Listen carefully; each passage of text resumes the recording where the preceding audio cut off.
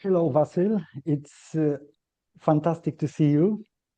Hi, Igor. It's my pleasure indeed. It's a great pleasure.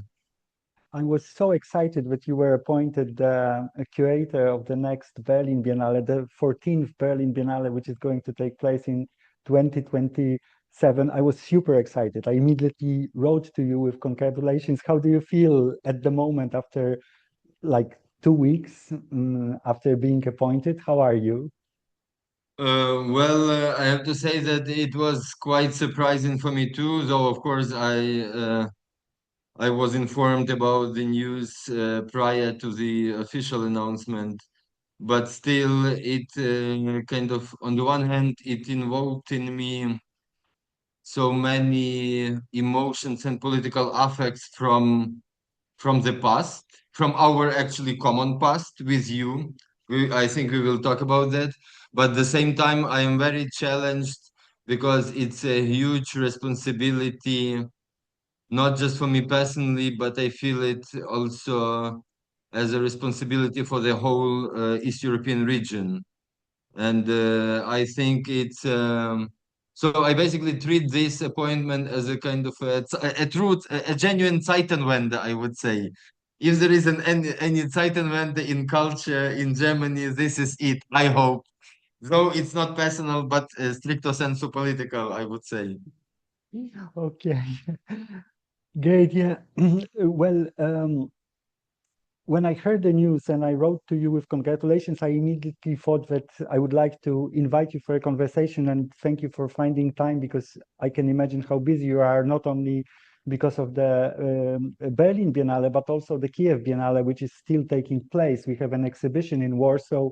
I am in Warsaw, so you're a super busy person.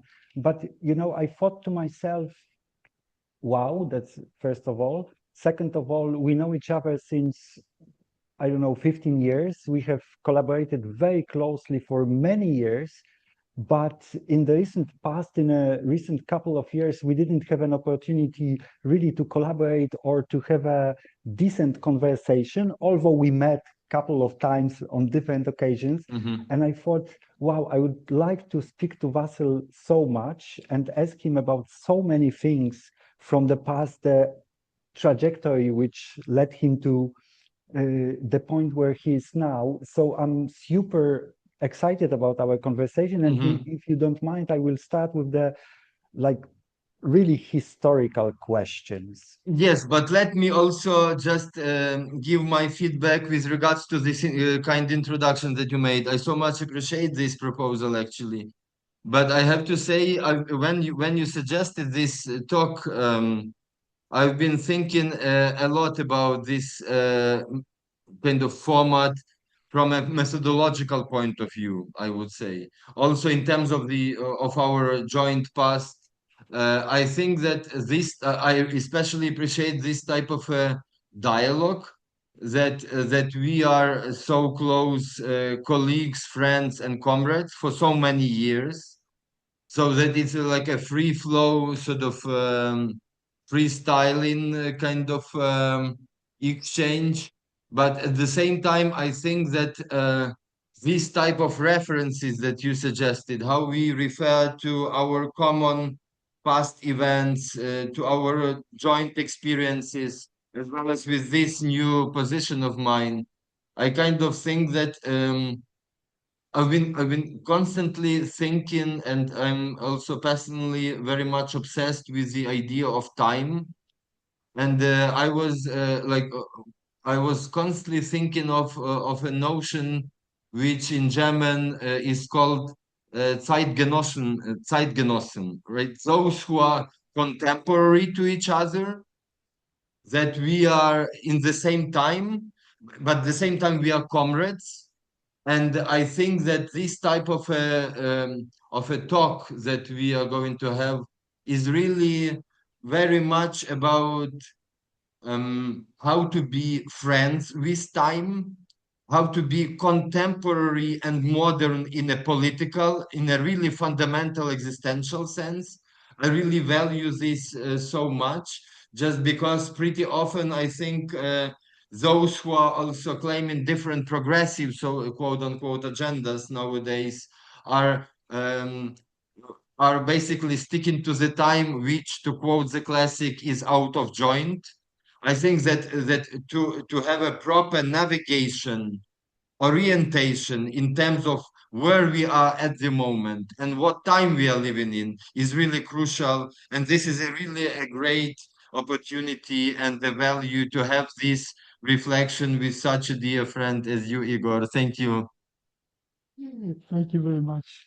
Vasyl, however, not in opposition what you said, I was thinking that maybe we can also share, I can share differences, or at least also speak about moments when I was anxious about your activities, political statements, or not necessarily anxious, but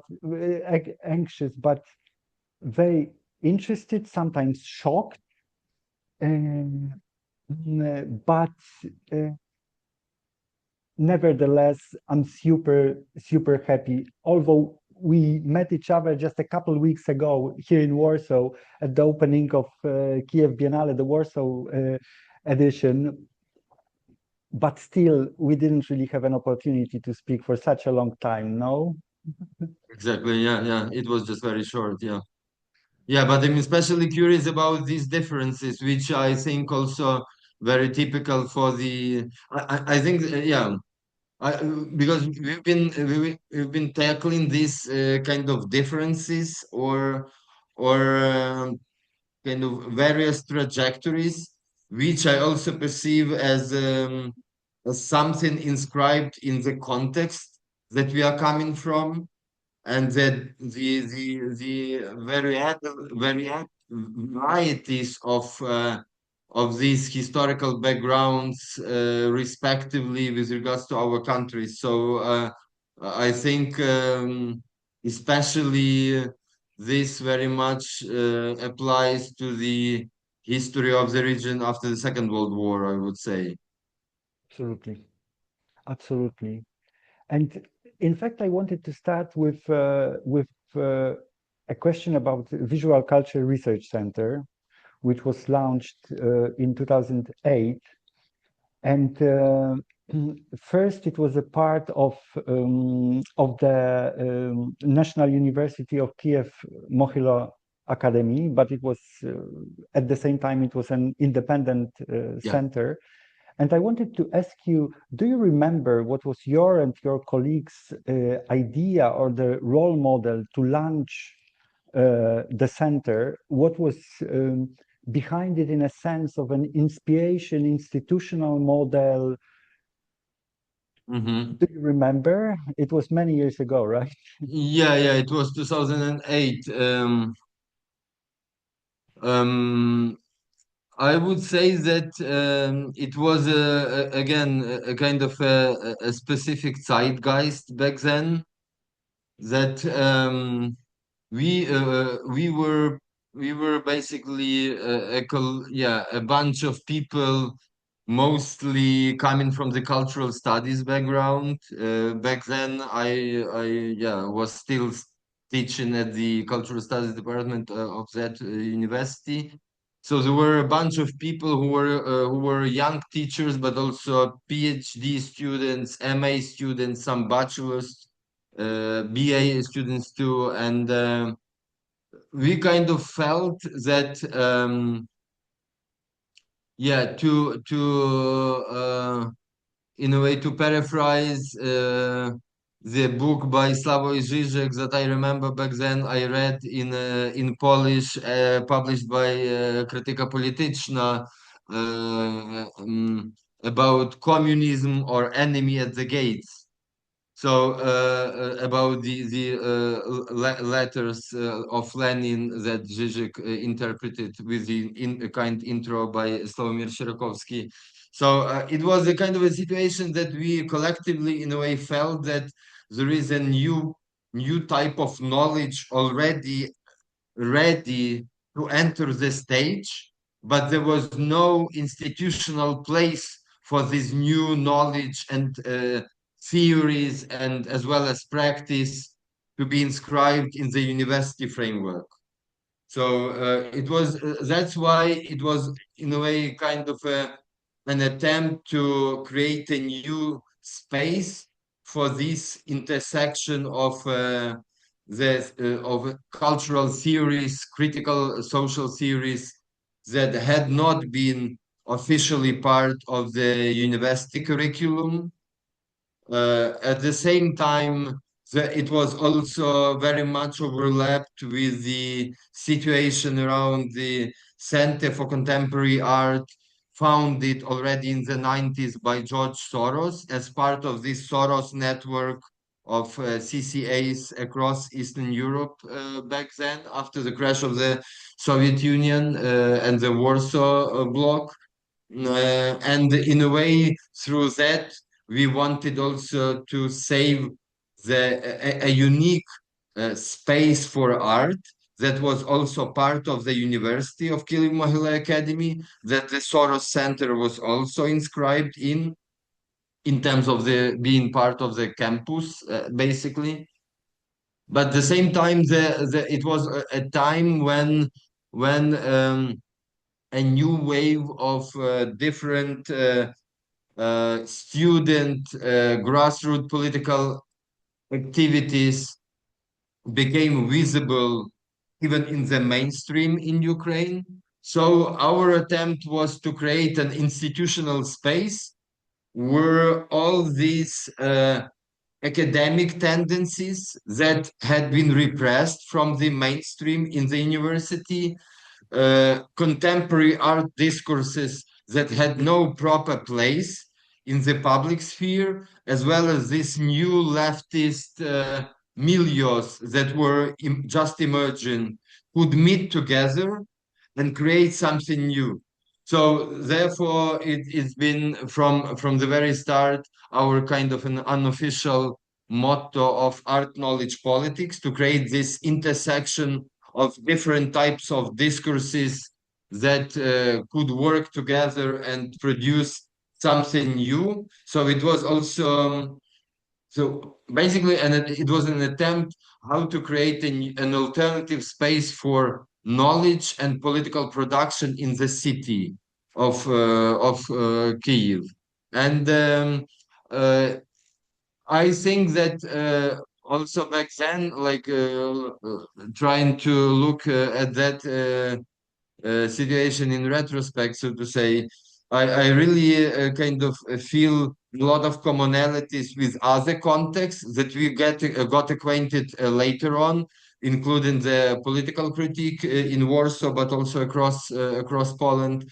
Just that this was also our attempt to be very much based on the tradition of East European intelligentsia that basically so much influenced what in the post-Soviet space, Ukraine included, we were calling and are still calling cultural studies, just because this was also a new field in Ukraine. I mean, and it had its pros and cons, because cultural studies was really something that was not included in the Soviet times in the university infrastructure. So it was a new type of a field that emerged only afterwards, only in several universities at the end of the 90s in Ukraine. So in a way, it was also a big opportunity to get to get the best use of this newly emerged field that was basically the intersection of contemporary philosophy, anthropology, sociology, political philosophy, and those trends were not included in the traditional university in the post-Soviet condition. So this was really something which I felt like, on the one hand, it was very much rooted in this dissident tradition from the Cold War times, but at the same time, it was a new field which very much academically overlapped what back then in the West was called image studies, new museology, uh, new curatorship. So that was also kind of an entry point for us as a collective and also as a newly emerged institution to the field, which allowed us to develop kind of a new agenda to be really visible as a collective subjectivity in the city space. Because it was like really pretty clear from the very start that if you don't have a physical space in the city, you cannot really influence the agenda. So online is not enough. So for that matter, when we then just a few months after the launch of the Visual Culture Research Center, when we met with Slavomir, then with you, with the whole Krytyka Polityczna team, it was very natural cooperation, basically. Absolutely, and also I remember very well that the combination of knowledge production, political production, artistic production, it was something which connected Visual Culture Research Center and Krytyka Polityczna. At the time, we were like operating in a twin dynamics. It was absolutely amazing, and I would like to move towards the year 2012.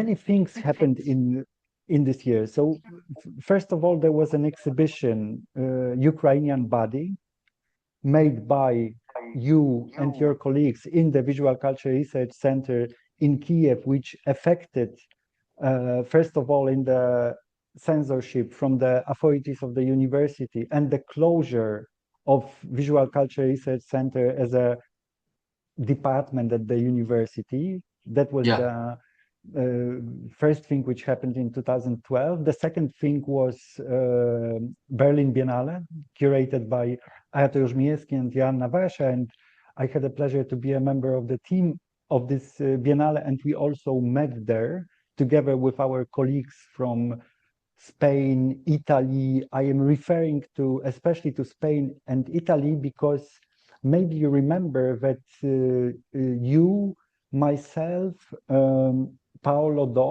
from ESC Collective from Rome, and Hector Huega from the Indignados movement, we made a tour through Poland, and we spoke a lot about art revolution. I was very much influenced by the events of the Indignados movement. And before I move forward, I would like to ask you about two things. Your reflection on the role of the closure of Ukrainian Body exhibition in a political sense, also in a sense of your thinking about arts and institutions. And I would also like to ask you, it's the first difference I think we can discuss, because when we were traveling together through around Poland, speaking about recent social, political, and cultural events, I had a feeling like you were much closer to the Italian tradition, I would say, in regards to social movements. Like I remember you being more inspired by the revolutionary approach in the Italian tradition than what was happening, for example, in Spain. But maybe my perception is completely wrong. So I would like to ask you a little bit about the Ukrainian Body exhibition and the experience of closing it, and a little bit of your approach towards political and social dynamic rooted in other traditions than the Central or Eastern Europe tradition. Yeah. So I think, of course, I have to say in that regard that basically I personally, as well as actually politically, I don't appreciate any type of closures, scandals, this type of controversies that are so common nowadays, right? With regards to different conflicts around the world. So I don't think it brings new type of knowledge, or it's contributing to some progressiveness of the field, for that matter. But Yeah, the way I perceive it basically that it was a very traumatic event for our whole collective as well as for the whole field. Um, but it was the first kind of a political injection into the field, uh, stricto sensu in artistic terms, right? Because I mean, in general, whatever we think of the Ukrainian contemporary cultural production, the starting point always should be that the way the Ukrainian contemporary art and cultural field look like today, it is basically thanks to the revolutionary developments. So these phenomena were born out of the revolutions that Ukraine as a country and the Ukrainian society as such had experienced in the 21st century. Basically, these two main Maidans in 2004 and 2013-14 that that very much shaped the way how artists and cultural practitioners in general were referring to social reality around them. I think this kind of quite unique specificity is very much characteristical in order to understand the modus operandi and the internal logic of the of Ukrainian culture as such. But as for 2012 and the closure of the basically of the censorship of the institution, of the exhibition and closure of the institution as part of the university, I think it was also a kind of a political antagonism which reached the cultural field, and basically it was the moment of taking sides. Suddenly it appeared that that you have to choose, and it was in a way a bit unusual process back then for the Kiev scene, but also perhaps in general for Ukraine. But at the same time, I think that it was very important and crucial process for the Ukrainian cultural representatives to go through. It's a big question still whether we all have passed this test or not. Uh, and basically, I would say that you have the same censorship logic or right-wing logic because those university authorities were very much relying on a kind of quite a right-wing consensus in terms of how they perceive the visual culture as such, how they take art for what it does. So I just think that this is a quite a typical logic which has just basically multiplied since then in so many respects, also across the region and as well as, by the way, in Poland, uh, to that because at the end of the day, unfortunately, as a community and as an artistic community as well as academic community, we didn't manage to reopen the space. That's also it. So it was a failure for the community, for the independent type of thinking in arts and culture. So in a way, this repressive force prevailed.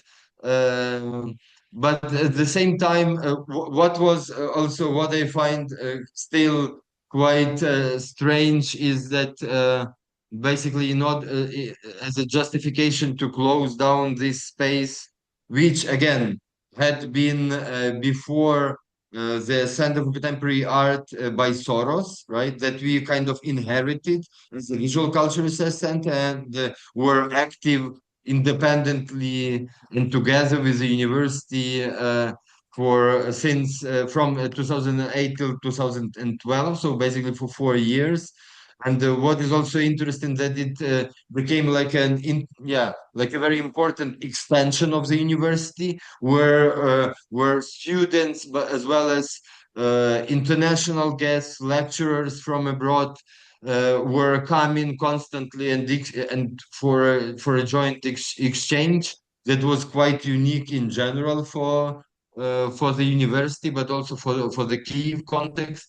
And we were also one of the first who introduced this model that the exhibition space could also function as a transformative space for the discursivity as such. So having all these types of knowledge production when it comes to images or words in one space was also quite a novelty. I remember back then that was very much appreciated by the community, I would say.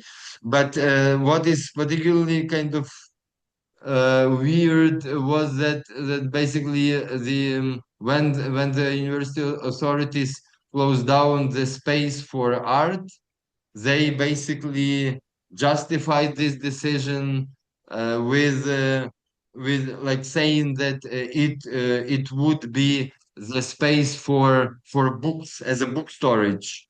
So like censoring images with words, but it was really quite a weird justification, but it was like a symptom in itself.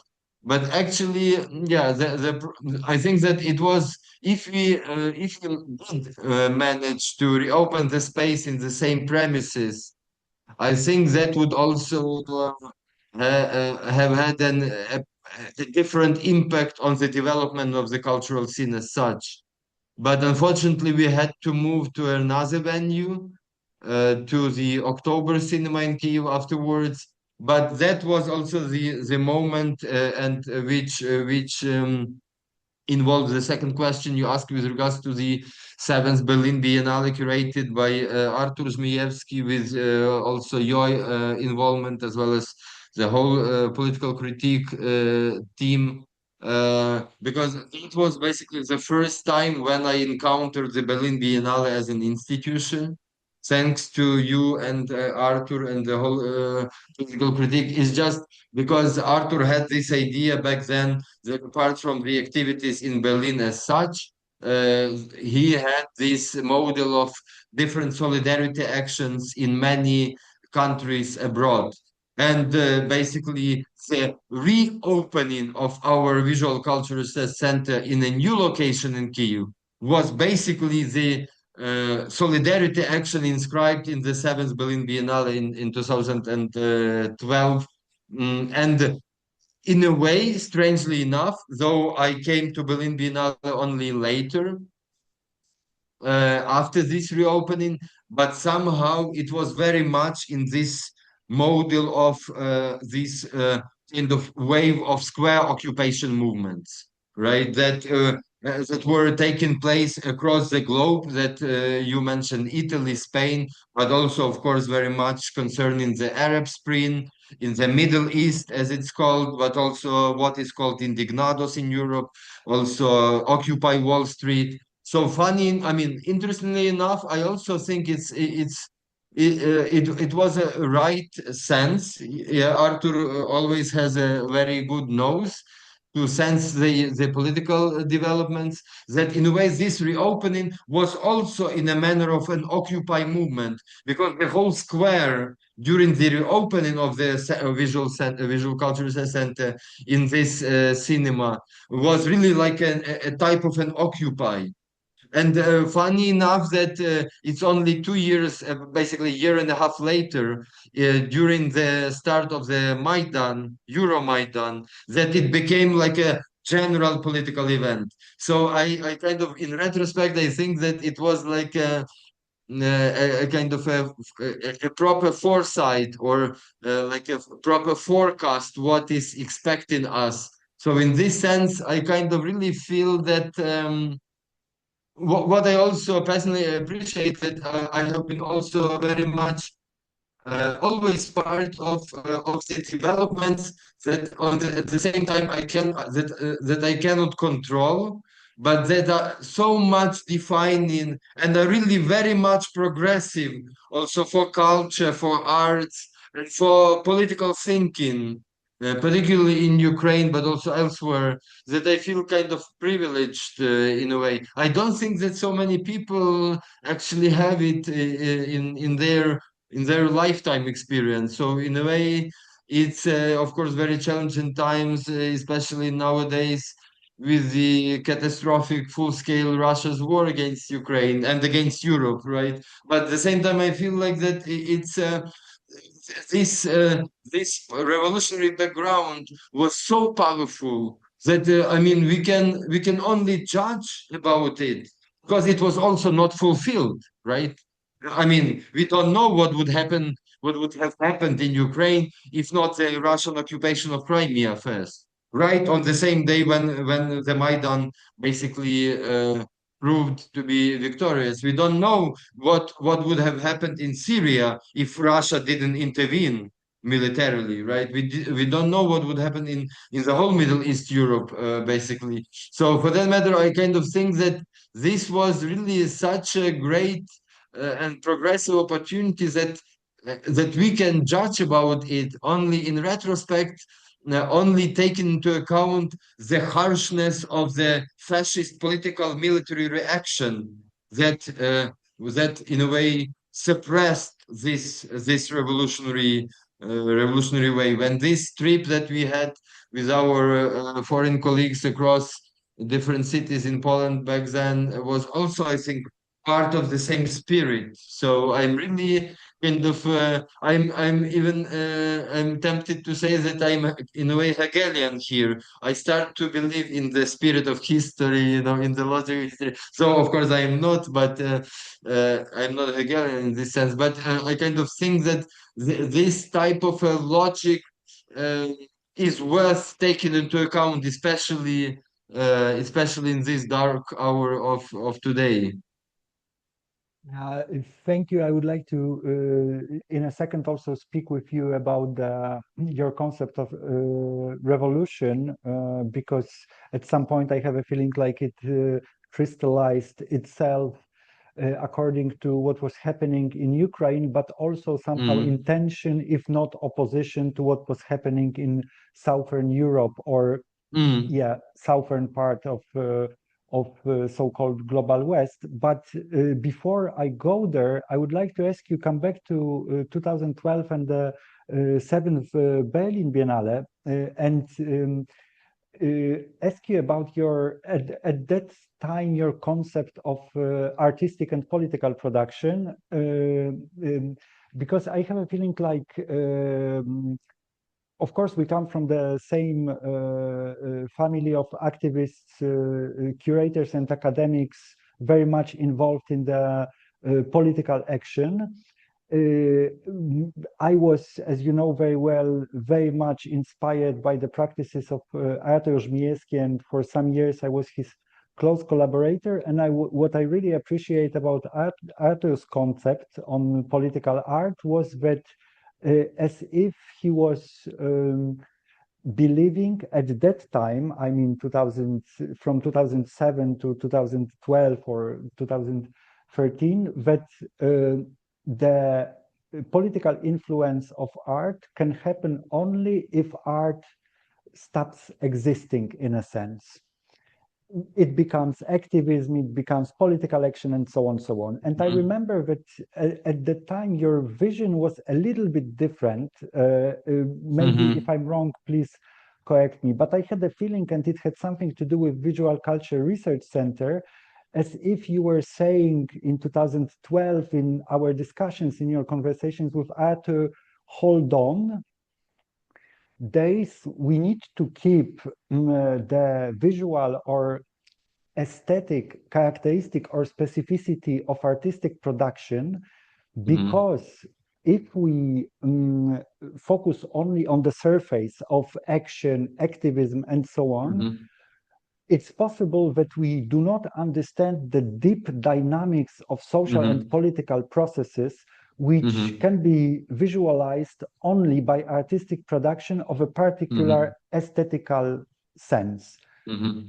is it true? Was your concept of art, of political art at that time, different from what Arthur was proposing? Yeah. Thanks so much, Igor. Actually, I think that this type of thinking that I was kind of also publicly sharing back then within the Sense Berlin Biennale, but also in a way, I would say I am still sticking to this type of a trajectory, though it's of course been developed profoundly since then. But it was also, in a way, in the conversations that we, with you and with Arthur and with our international milieu, have been having. I just think, yeah, you're totally right pointing at that, because basically, what I find really.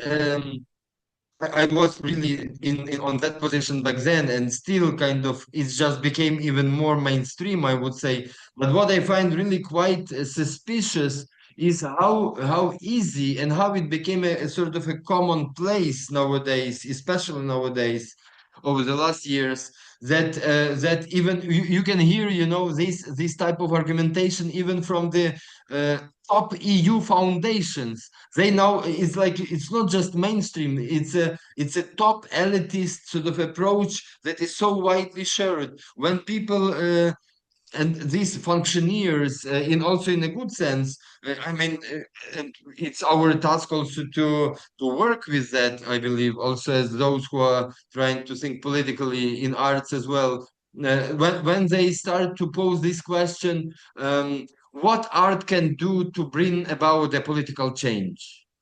How art is how art should be how should art be political? What is the social role of arts, and how should art activate citizens? But I think that it sounds kind of very progressive. According to the European standards, and in a way, I can also refer to that as well. But I just think that I rather treat this as a symptom of our time, as really a kind of a symptomatic messaging, in the sense that that this type of a approach basically treats art as a that it has a kind of an extended understanding of politics, and pushing people to try to find answers in arts that current politics cannot provide them with. You know that I kind of I think this is also like what we also discussed within political critique circles so many times. This is this type of a cynical approach that you basically suppress all the progressive political issues to soft territory, to art, whereas political professional, or whatever you call it, field, is being left for populists, for fascists, for technocrats and autocrats. But what about politics itself, right? It's also a bit unfair towards art to demand from art that. It's as if, because if we stick just simply to this approach, then we as citizens just deprive ourselves of our own agency. I think the real question is to be asked, what can we do as citizens to reactivate our political agency, not just hoping that some artists with their imaginarium would contribute to that. Of course, stricto sensu, methodologically, art is always political, even if it's not, right? So in that sense, I totally agree with Arthur's experiments, and it's basically they were really a proper litmus paper back then. I think it was the best summing up of the square occupation as a phenomenon. It was, yeah, the wars in the Middle East already started as a and then in Ukraine, by the way, with the same Russian aggressor, for that matter. But I just think that in a way, the art itself, to be self-aware, so to say, has to reject this strategy to impose on art everything that politics cannot realize at the moment. It's because it's also Yeah, we have been discussing this within different frameworks and with so many institutional representatives and colleagues from indeed across Europe, and I find it really very troubling tendency that that basically when I hear this type of approach, I constantly like feel like that when someone is putting this question in the art field, be it in the east of Europe or in the global Western South or whatever, it already means that it's too late.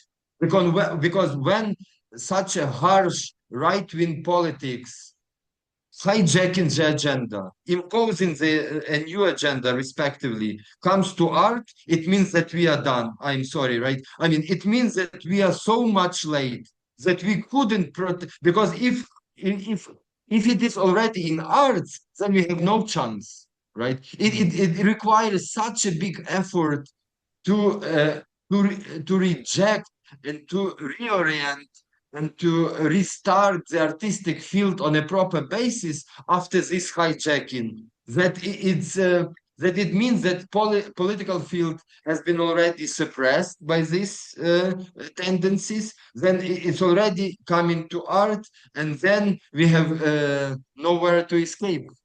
Because also judging from the Ukrainian experience, which is so typical for Eastern Europe, and now, as we know, since a few years, it's very typical for the global world, be it the US or the west part of the EU, that basically the artistic field is the only one that you have in the worst case scenario, right? That the artistic field is the one which is the last one for that matter, which is left where you can express some criticality. It's not education. Education is under attack almost immediately. We know it now from the US.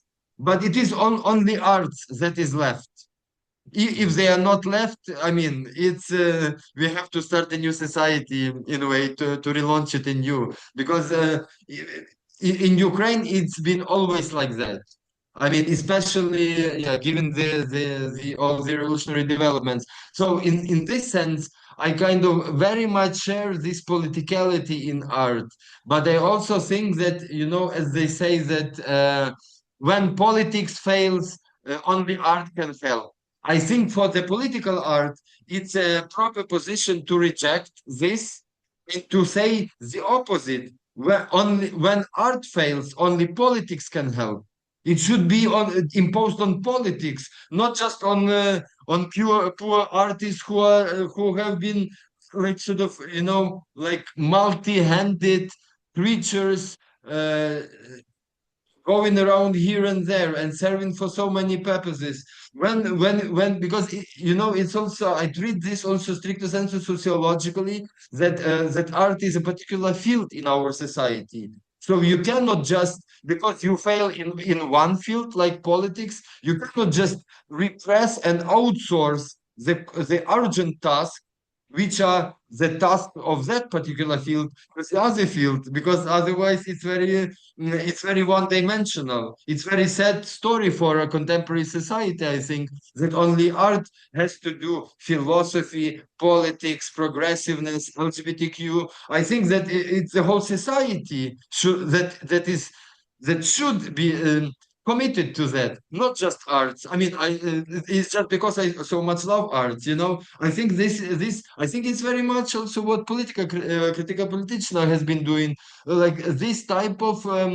activation, which can use artistic instruments, but it is aimed at the society at large. I think this is our responsibility, even in arts, to aim our activities at the society, because this is something that is actually the only hope that we have, especially in the under the current predicament, I would say. Yeah, Thank you so much. I would like to move towards the social political issues per se, and ask you about the Maidan experience and how it changed your approach. But allow me to move towards Maidan from a little bit other angle. One of my, well, I would say most intensive experience with your public appearances was in Madrid in 2014. We were there in a big conference of social political movements. It was February 2014. Immediately after the Maidan experience, and exactly on the day or the days when the annexation of Crimea by Russia started. And I remember two moments of your public appearances in the conference. One moment was in Hagia Sophia, in the main conference hall, when you invited the Congress to, well, to speak out the solidarity with Ukraine against Russia. And maybe you remember that some of our colleagues from social movements, especially from Greece, but also partly from Portugal, Spain, and Italy, were, let's say, distanced to that idea. They were somehow injected by the Russian propaganda that, you know, that the Maidan experience was inspired by CIA and so on, so on. And I remember that you were totally shocked. And the same day or the day after, there was a meeting with you in Patio Maravillas, in one of social and cultural centers in Madrid. And I remember your speech on favor of the Maidan revolution experience against the peaceful revolutions, so-called peaceful indignados, Occupy revolutions in the South, as if I remember it as a kind of a reaction of yours. Maybe I'm putting too much psychology into you, but a kind of reaction of yours to what happened in the main Congress hall and this distance towards the European, Ukrainian experience.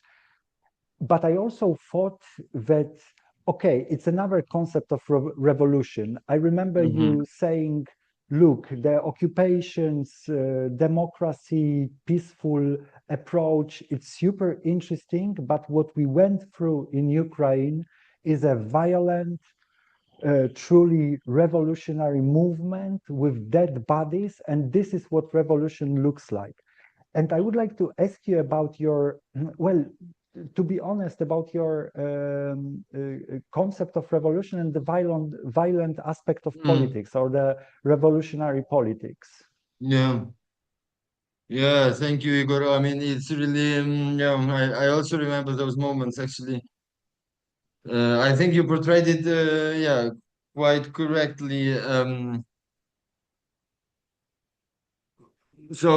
I mean, of course, I mean, most of the people from our team back then were taking part in the Maidan European Revolution. By the way, it's not by chance that it's called Euromaidan, because so far it's been the only and the most successful, indeed, European revolutions. Europe hasn't had any other cases, at least in my knowledge. And it won. It was victorious. This is amazing. I mean, whatever the follow-ups, of course, in the form of the war, which is so typical reaction, counter-revolutionary reaction, right?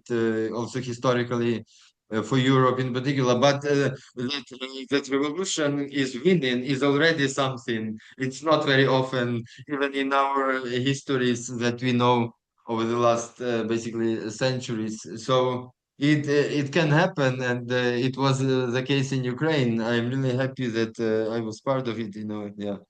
But also that, and I was part of it not only individually as a citizen, as Ukrainian citizen, but also as an institutional representative, because we were also present during the Maidan days on the square together with the protesters, and we were co-organizing the so-called Open University of Maidan together with other organizations and initiatives which were present on the square on a constant basis. So it was also for us a kind of a playground for an artistic and knowledge production. And Slavomir, by the way, was also part of our activities there. So, but I think, I mean, that right after Maidan, when the war from the Russian side started, it's been so intense that I would say, for the matter, that I think that in terms of the Ukrainian society, we also have to keep this in mind. Just because we didn't have enough time for that, there was no opportunity even for a proper mourning. What happened even only on Maidan, even in the center, on the central square in Kiev, not speaking about other cities, especially in the east, because we also have to remember that Maidan as a revolutionary movement took place not in Kiev only. It was really across the whole territory of Ukraine. It was also very powerful in Simferopol, in Crimea. It was very, very powerful in Kharkiv, in Odessa, in Donetsk, in Lugansk. I know people who were organizing it there. And it was really very, very, very popular there. Is the only problem why it's the east of Europe became occupied was that the former Ukrainian authorities under Yanukovych rule, they had a much bigger footprint on the east of Ukraine as they were coming from the Donbas region. The only problem was the suppression. Basically, we actually can analyze this through the Belarusian revolutionary experience in 2020. And this is actually a good comparison in order to understand what is revolution, what is the role of violence, and so on. It's just, yeah, sometimes I was thinking like that maybe that we in Ukraine were kind of lucky because everything at the end of the day, with regards to the success of a revolutionary attempt, it was a revolutionary attempt also in a Marxist sense, just because it was also, in terms of its slogans and demands, it was also aimed at the economic basis of the Ukrainian state. So the other problem is that it didn't manage to realize this claiming, but it was also very much aimed at the economic functioning of the oligarchic Ukrainian state back then. So that I think that I also, as a person who unfortunately had a violent experience, yeah, who felt this experience also on my own body, so to say. Of course, I have many problems with violence as such, right? I would say. So I think that it's very hard, indeed, especially within a revolutionary framework. It's really very hard to be prepared for violence, to be really prepared for it, because you don't know what it brings. It's a very dangerous method in general. Yeah, I believe it was. I think it was Marcuse who coined this that if revolution wants to be really successful, it has to understand how to economize violence, how to put it how to channel it properly, not to go really wild with violence, because this is like an uncontrollable medium, so to say. But at the same time, I think, yeah, I would say, yeah, I was also thinking back then about that, and also I still think that, and I was also asking my Belarusian colleagues and friends about the 2020 revolt.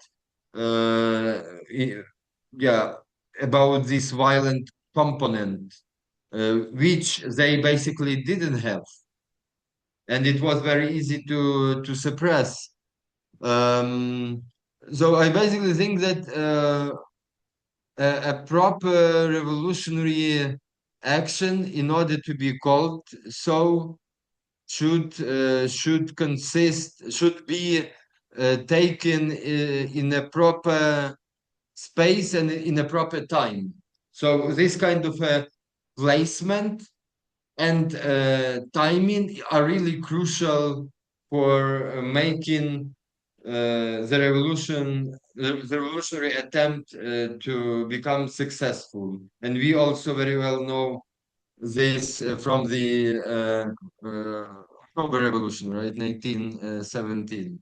So it was very much about proper place, proper topos in the city, in the country, in the context, and about timing. I think in general this is very healthy to take this perspective into our political thinking, how we position ourselves in. Yeah, by the way, we started from that point in our where we are and what time we live in. I think these are the preconditions for any proper political action, and for that matter, the revolutionary one as well. But the problem is that with the revolution and with the violence involved, respectively, is that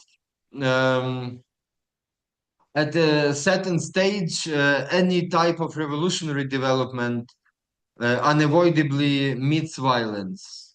I mean, in that or another form, right? It's also is really like this point where a kind of there is a grammar of a political action, and then a new type of grammar, a violent grammar, sort of arises, right, and arrives to the field. And the question is what you do. So in this sense, my critique in a way, or my concern rather, with regards to our colleagues from elsewhere was uh, when you claim to be named Occupy, you have to stick to this in reality, right? And in Ukraine. Basically, the Maidan revolution, the social revolution, started when the first attempt to occupy the central square was attacked by the special police forces, was totally beaten up, and in 2 days, millions of people gathered together elsewhere and got back to the central square and kept this central square till the very end, till the victory. So the question is, what do you do practically in order to keep the occupy in terms of the physical space as agora in the city? What do you need for that? So there are many things you need, of course. So and I think that and which very unfortunately, but it also involves violence. It also involves violence. Also, in the sense that you, in order to, in order for Maidan, in order to become successful, basically what is unique, I mean, it's not unique, it's so, basically it's very banal, I would say, but Maidan just proposed in very simple form, but proposed a recipe for a successful revolutionary action. You have to create what Lenin used to call dual power. You have to create a parallel state, a parallel power, which can function on its own. Maidan had its own media, its own ministries. So it was basically like an alternative cabinet of ministers. It had its own healthcare, its own culture, its own art field, its own trade unions, its own parliament, also civic parliament, its own education. So it was like a parallel life, like a new Ukraine was imagined. And in order to keep this protected, you need violence. I mean, we can we can think many things about this, but basically, at the end of the day, in order to be successful, you basically, I think, yeah. So I would say, with regards to violence, which I think is really it's such a crucial notion because on the one hand, it's a fundamental concept and phenomenon for societal life, for politics as such. But at the same time, there is a kind of a it's a kind of a blind spot. You cannot properly reflect about a violence. What is this? Just because because violence is always a very direct. It's always very direct. It, it's always in your body, right? It's a direct action against your body, so it unavoidably involves pain, suffering, and in this moment of real pain, of incredible suffering, it's very hard to think, right? It's very hard to reflect upon it, but at the same time it's a fundamental, it's like a fundamental stone for any type of political action. So with regards to the how where the phenomenon of violence and revolution meet, I think it's also there was also what I learned on Maidan directly myself, also physically in a way, that it comes to a certain point when if you from the revolutionary side, if you don't apply violence to counter the state repressive apparatus, it would become much more violent afterwards. So revolutionary violence is a violence which is applied in a proper moment of time and in a proper place in order to prevent bigger violence to arrive. Because if it were not, if Maidan at the end didn't become violent, we would be now in under Lukashenko regime. I mean, this is how it is. And I mean, I was also, to be honest, I was also one of the additions after in 21 of the Kyiv Biennial was also very much dedicated to the Belarusian unrest. And we immediately invited many colleagues from of former Belarusian, of Belarusian origin, very much also analyzing these developments. And yeah, I was also asking them whether there was a moment in Minsk in 2020 where you felt like that it was a proper way to apply violence against Lukashenko's police. And they said no. So I totally can trust this. I mean, I don't think that, in a way, I also think that maybe Ukrainians were lucky that Yanukovych didn't manage to develop such a harsh state repressive apparatus as Lukashenko did, just because Lukashenko was there from 1994 and Yanukovych only for 4 years, basically, or even 3. So if it were not that, we don't know what could have happened with the Maidan in Ukraine. So I'm not really praising this. I'm against this heroization of Ukrainian effort as a unique one. No, no. I mean, it's about social conditions of the state and of the society. Somehow it turned out that the response of the Ukrainian society became more powerful and was able to be violent enough to protect itself from the state repressive apparatus. But the problem, of course, is what do you do when the second biggest army in the world is attacking you? It's another challenge. This is not up to society. You need another state to counter that. So in this sense, I also think that because pretty often the leftists or the leftist theoreticians are very much fetishizing revolutionary violence. I think in order to be really successful in that, what I learned again from the Kyiv experience on the Maidan Square, that first of all, you have really to, you need to understand what are the limits of this violence. Because if you just unchain it becomes self-destructive. And this is particularly also partly true for Ukraine. It's you don't know how to manage it, and then it takes on, violence is typically taking on its own logic, because you know, also from my very personal but also psychopolitical, if I may say so, experience, I would say that violence has this specificity. That's why it's so hard to deal with it, that it always starts as a kind of a virus. It has a virus nature, so it can spread very quickly, uncontrollable. But at the same time, it develops like a cancer. It's very hard to deal with it, and it tackles parts of the society where it's already implemented, which are totally unpredictable. And at the end, the only effect that violence has is a desert.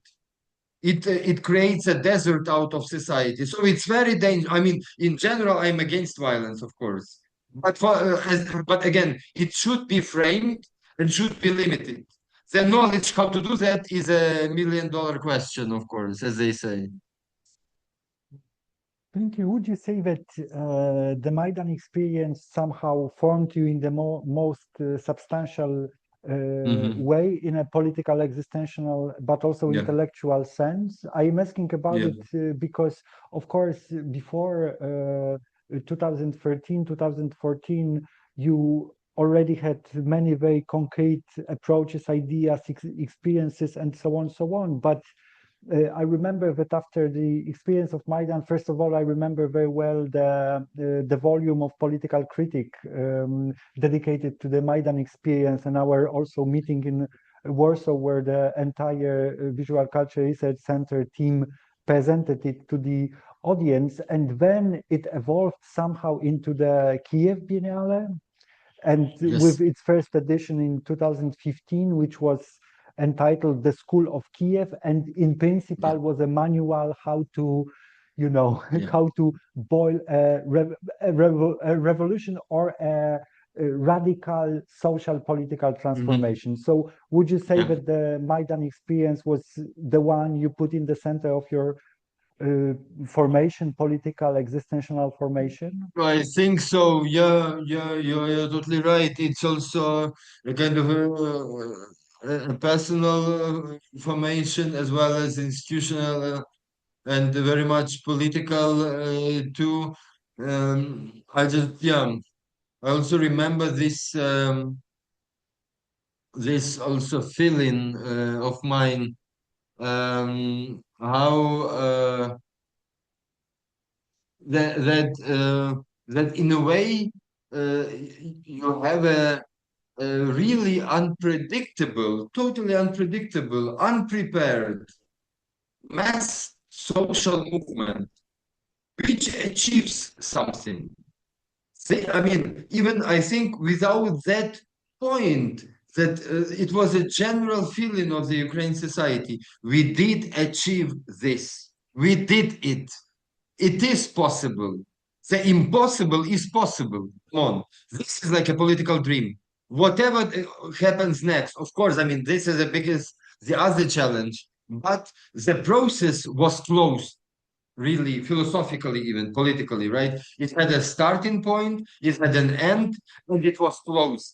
The reaction from the outside that followed was a counter revolution in the form of the war. But our process as a Ukrainian society, we did it.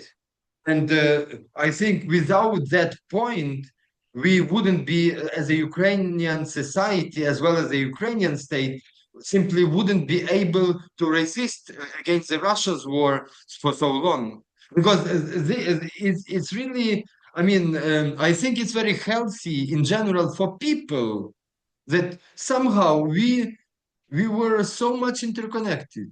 We were it was like this, you know, a kind of a logic that was suddenly invented from the scratch, directly on the square, with real people around. Like something that basically many of our dear, I don't know, leftist theoreticians have been writing a lot. And this was really a kind of a move that we can go there and it is there.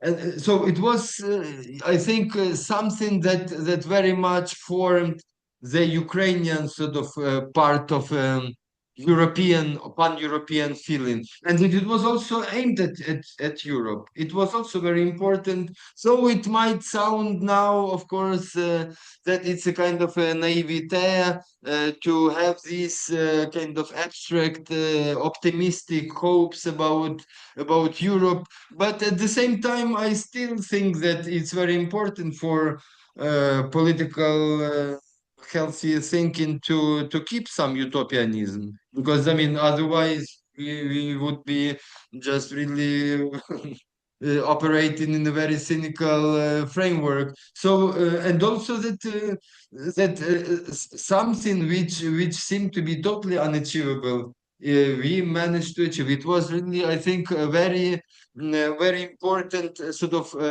it laid the foundation for a different mindset. Of course, then afterwards, Ukrainian society after 2014 has been paying, of course, a very bloody and incredible price, basically, as we speak. And yeah, it's really yeah, something that is very even hard for me to somehow to think about so deep and so painful. This has been also in terms of the communities, the artist community in particular itself. But at the same time, yeah, I think institutionally, if I look in retrospect at our development,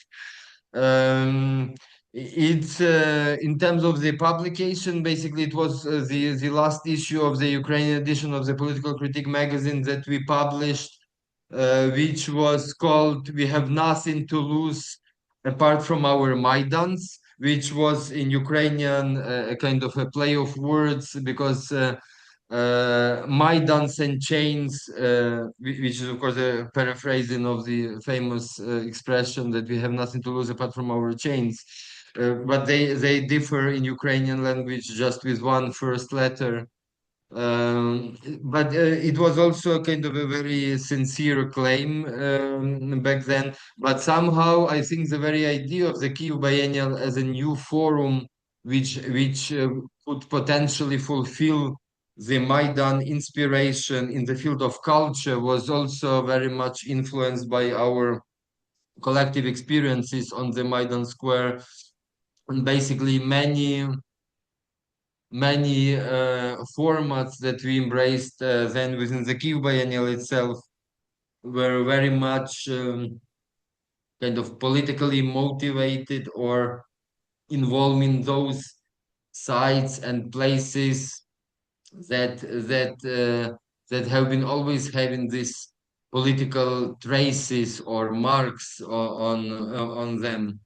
The very idea how to work with the city after the revolution is also something kind of a la Walter Benjamin sort of style, that how do you introduce the city, how do you rethink the city after such a change, what can this city present, what is the city after the revolution. This was also very much in our thinking when already during the war, right? Because the Kyiv Biennials, yeah, it's also somehow when I think of this, it's a, yeah. So that this initiative, which came to our visual cultural center, a lot together with, I mean, apart from the political critique, this idea came to us also first as a kind of a project that we do apart from our main activity, because back then we used to have our own gallery space where we were based. But at the same time, it became our main occupation, main activity. And yeah, so in a way, the Kyiv Biennial already started during the war, when the war was already on. And in a way, it's also a kind of in all the senses, it's also the biennial in the emergency conditions. What to do when your country is being militarily occupied? What Yeah, art can do? What culture can do? In this let me sense. how to react properly. Yeah, so it's a kind of a war biennial in a way. Yeah, I want to ask you about the Kiev biennial experience, but again from a particular angle, because when I am thinking about this experience of the Kiev biennial, the next topics related to the question of School of Kiev, then the question of international solidarity, and so on, of being allies, and so on. And also reflection on the revolution of 1968. My perception of the experience of Kiev Biennale is as if you were trying to sustain and develop the, let's say, true spirit of the Maidan. In which sense? I remember that one of your observations in 2014, 15 was that there's something substantially wrong about the dynamics of Ukrainian society in regards to nationalism and militarization. But after the experience of Maidan, which was very much pro-European, democratic, radical, the big change, suddenly you saw or you perceived the majority of Ukrainian society moving towards more nationalistic and militarized positions. Of course, the situation was super specific because there was already an annexation of Crimea, plus Russia was already military active in the eastern part of Ukraine. So it's obvious, but I had a feeling like with the next editions of the Biennale, you were keeping the Kiev Biennale, you were keeping the spirit of internationalism within a kind of revolutionary approach, the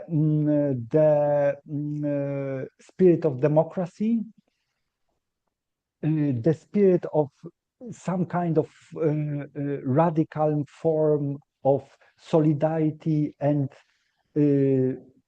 peaceful interactions, as if the Biennale was somehow an idea how to develop the Maidan, how to sustain the substance of Maidan and move it forward. Does this interpretation make any sense to you? Yeah, I think it was very much kind of very much in a way inside being part of the very physical texture of the Ukrainian society. We kind of felt that it's so important not to lose this revolutionary horizon, in a way, this perspective, right? At least in culture, when because I mean, with the School of Kiev, it was also not by coincidence that we basically picked up this educational term, right? That it's also what I remember, like what Krytyka Polityczna started to do already in 2012 with the institute, with like establishing some alternative places of knowledge production apart from the official university system. This is, I kind of felt that it's but also very much inspired, you were right, by Paolo Do and our Italian colleagues from ESC and Università Metropolitana at La Sapienza University in Rome. So this type of how the question, right, was rather how to how after, especially having such a revolutionary achievement in spite of the war, how to launch a format in culture, through arts, that could be societally beneficial, right? That could really benefit to the development of the society in spite of this external military counter-revolution that was imposed on us, that we didn't basically want. At the same time, of course, as you imagine, the war conditions are not how to put it, are not the festivities of democracy, right? So you have different tendencies inside the country, which is also attacked. And pretty often this counter-revolutionary logic is also being implemented in different manners. So it can also have yeah, each society, I mean, each person who is attacked, or each society that is attacked, is also in a way internalizing the logic of violence and the logic of the attacker, of the aggressor. And so it also creates different specific, sometimes, conditions for public activity. So therefore, it was also, yeah, it was really very important for us to keep this not just a spirit but also format that that in a way was we were like feeling that was very much lacking, having this multi-location sort of approach towards the city, but also working with the architectural legacy of the city that has been not so much respected and put under the protection rules, but at the same time bringing some new type of knowledge to Ukraine from elsewhere, as well as going outside ourselves. And in this sense, it became yeah. I'm tempted to say about I'm tempted to quote this. How do you call this? A permanent revolution, right? Kind of a never-ending revolutionary attempt, which is basically so much true for Ukrainian culture, because format-wise, the Kyiv Biennial, from the very beginning, we kind of embrace this modus operandi that has been working since then as a sort of a perpetuum mobile. Right, that every 2 years. So we, on the one hand, we have been always sticking to this biannual, like time-wise logic, but at the same time, we usually, apart from that, we every 2 years we indeed have been having like a kind of each edition has a launching big event or exhibition or programs around, but at the same time, afterwards, it's being followed up with a variety of activities in other places in different formats, basically running up until the next edition. So it's basically never ending, like a perennial endeavor, which starts anew somehow, but taking, yeah, being of course reflexive of the previous editions as well. But so it starts anew every 2 years, but it develops, but it's never a one-step action, right? It's always like a process up until the next edition starts again. And I think it's also especially in the last years of the full-scale Russia's war against Ukraine, that it became a kind of a model which allows to be not just for the Cuban itself, but what it embraces. It allows all the partners, all the solidarity actions and communities involved to be constantly present internationally. So in this sense, it's not just to be international, but it's indeed very important to be internationalist for that matter. So this type of a democratic internationalist, which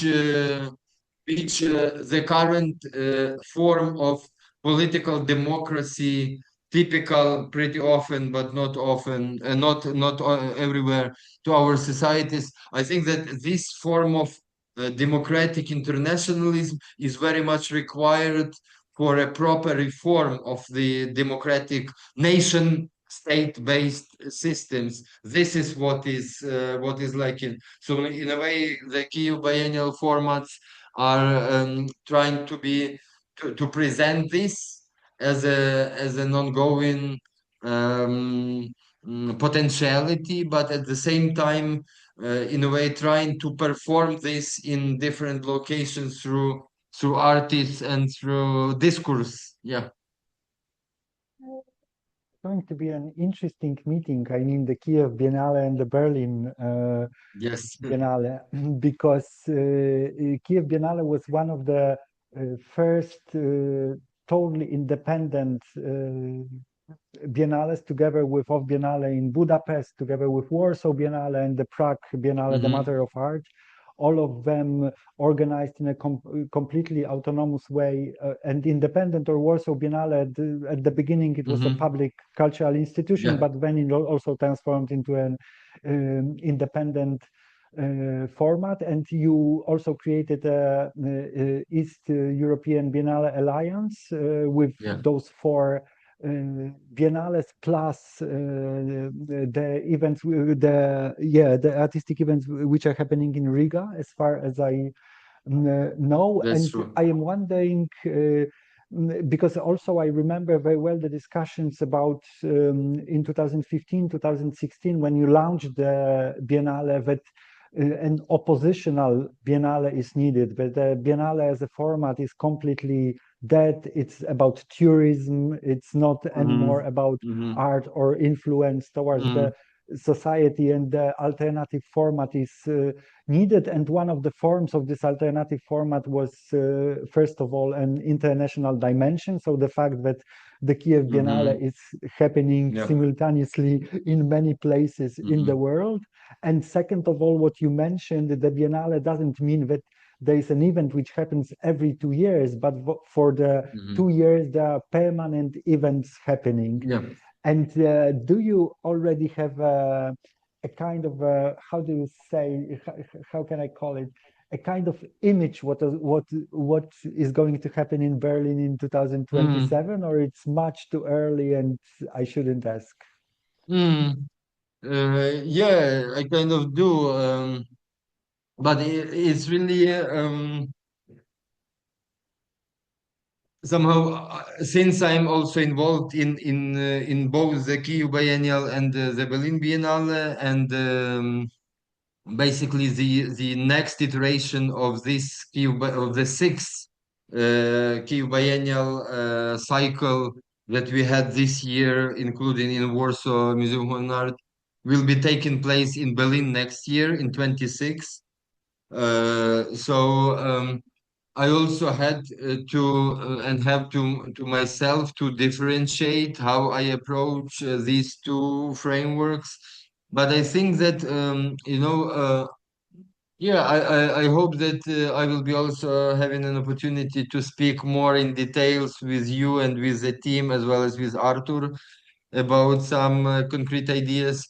But at the moment, I think that what for me is really how I approach both of them is that basically, since we have these models that I outlined earlier with regards to the Kyiv Biennial, I think like what is really important in these years for the Kyiv Biennials, that when it's taking place abroad, apart from Ukraine, so it's an important work of a proper political representation, so to say, right? That we are doing what we consider being an autonomous, independent, indeed, institution, because we, as the KUN, of course, we don't represent the Ukrainian state or the Ukrainian government. We are totally independent. But at the same time, I think it's also very important to do this work of political representation, but also of artistic representation of a particular social context, which is not so often present elsewhere. Though, of course, maybe it's very much contextualized, because what is in Warsaw is not the same as in Berlin or in Vienna or elsewhere. But still, I think this political representation is crucial as a feature for our modus operandi. Whereas when it comes to the Berlin Biennale, I have to say honestly that I kind of was very happy and indeed grateful that this appointment of mine is about the Berlin Biennale. It's not just, that it's not just I don't know, São Paulo or somewhere in the US or South Korea. That it's really it's a biennial in the context that I know, that I'm also personally grateful, in the sense that I also have a personal relationship to this city. This was also, I think, back then important for you and Arthur, I believe. But since I live here and my family is here, so but also even before, from the very start of our encounters, institutionally speaking, with the city of Berlin. So I kind of feel that this is the context I can work with, where I can position myself, and that it's not a tourist gaze, that it's not just that I come somewhere just in order to bring some artists and then say ciao and go back. This is something that I have also personal responsibility, if I may put so. But also, I think I have a regional responsibility, because I also treat this as a not as a kind of a bigger. So I try and to inscribe myself in a bigger picture in a way, but that's also what I was suggesting in my concept draft somehow, that I think it's really very important for Germany and for the city of Berlin to be inscribed in a different contextuality.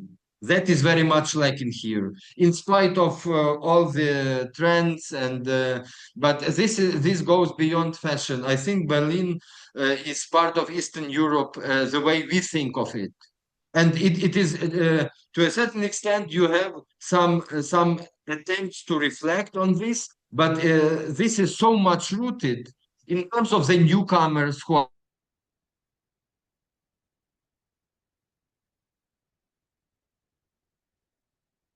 here, in terms of the people who live here, has to come to terms with this reality in a way, also through culture. So in this sense, I will basically try to inscribe the city of Berlin through the selection of locations and through the selection of artists as well, but also visually into a different system of coordinates, from the Baltic to Balkans, from Central Europe to the South Caucasus. This is a new reality, but Berlin is part of it.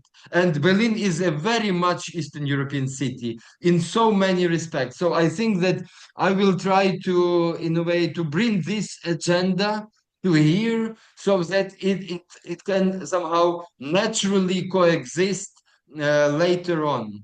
But also, I think what is politically important for me, that to make the Biennale in which art would be able to go to the people, not just to remain in white cube spaces in the art bubble itself, but we are now, developing the idea how to select locations and which one to approach. But I would really love to have something in the city space. So my emphasis would be very much on some actions and artistic interventions in the public space, so that it's also approachable and accessible for the widest public possible, right? That it's not just for artists or cultural so-called public only. So I will try to go to some unusual locations, which are very much open to the general public, that is not just in the arts. But also I think what would be institutionally important for me. So my kind of thinking is very much that, as I said, that the Kyiv Biennial abroad is about the political representational work, whereas the Berlin Biennale, I basically make an emphasis on the first word, that it will be the Berlin Biennale.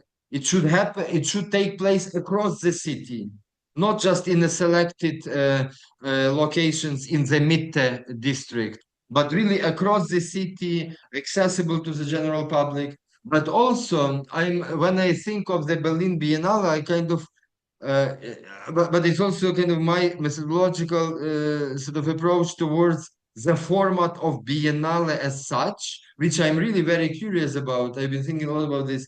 So because I think that basically it's not by chance that typically, as we know, that biennales as an artistic phenomenon are named after the city where they are taking place. It's not and this is very good because it goes beyond nation state logic.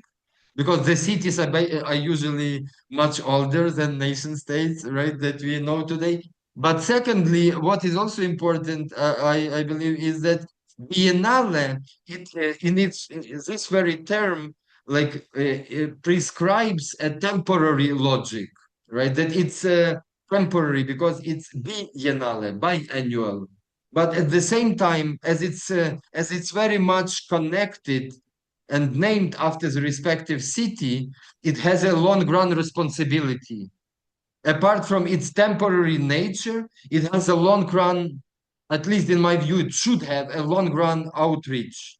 So, my dream, what I would love to, as a result of this 14th Berlin Biennale in 27, that if as its outcome we could have something institutionally launched, something new, some new entities which might appear as as a result of its conduct, which in the long run would be self-sustainable and active on their own after the Biennale is over, but would be independent and acting in the city space, as well as what I'm aiming at, to leave a physical trace. Let's put it in a very vague terms at the moment, to leave some physical memory place, a trace on in the city space. If that can be sustained and that can survive afterwards, that would be my achievement, I believe. I'm thinking about something that can have its own existentia, to give birth to something apart from having biannual temporary framework. I hope that this will produce some new creatures, some new entities in the city that is, I believe, very much needed for the city itself. If this is achievable, I would be thankful to Berlin that I'm here. Wow. Vasyl, thank you very much for this amazing journey through time, through art, through political imagination, and through our friendship. I wish you all the very, very best. You know, I love you, and I hope we will meet soon. Thank you, Igor. It's a pleasure. It's totally on my side, and I indeed, I mean, seriously, I look much forward when I'm next time in Warsaw, or somehow when we meet. I would very much love to talk to you, to all the guys from the team, and I believe that there will be some opportunities for sure to conceive something together. I'm more than sure. Thank you. Thank you.